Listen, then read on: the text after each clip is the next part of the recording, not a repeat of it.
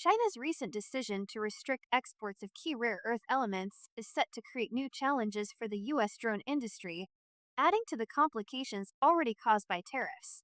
These export controls target materials essential for manufacturing the high performance magnets and batteries that power commercial drones, raising concerns about supply chain stability and production costs.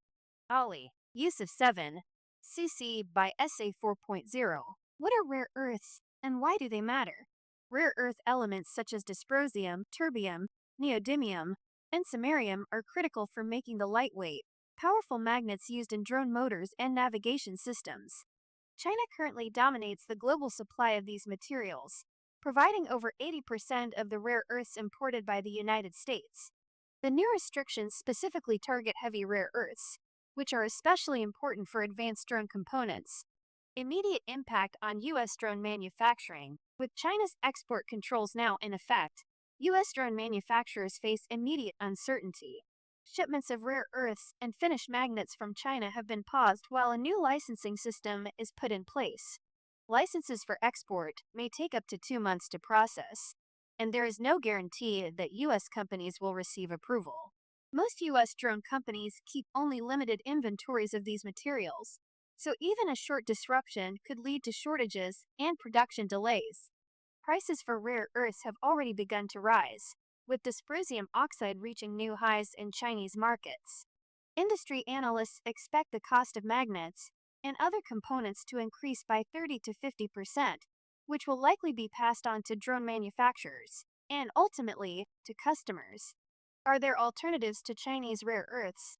Efforts are underway to diversify the supply of rare earths, but alternatives remain limited in the short term. Australia's Lynas Rare Earths is the largest non-Chinese producer, operating both mining and processing facilities, and expanding into the United States with a new plant in Texas. Brazil's Serra Verde project is ramping up production of magnet-grade rare earths, and other projects in Vietnam, India, and Saudi Arabia are in development. However, most of these sources will not reach full capacity until at least 2026, and many still rely on Chinese facilities for final processing. The United States does have some domestic production, such as MP Materials Mountain Pass Mine in California, but this facility primarily produces light rare earths and lacks the capacity to refine the heavy rare earths most affected by China's restrictions. What's next for the U.S.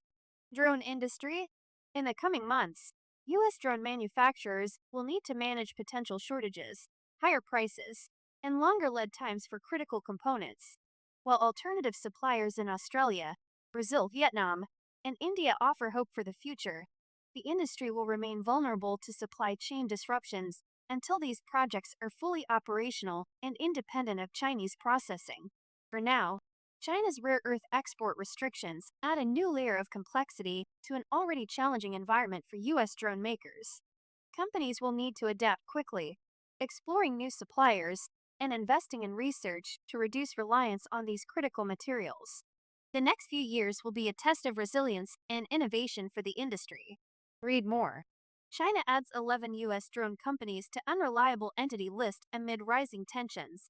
How U.S.-China tariffs could reshape the drone industry is not what you think. China expands export controls on U.S. defense companies,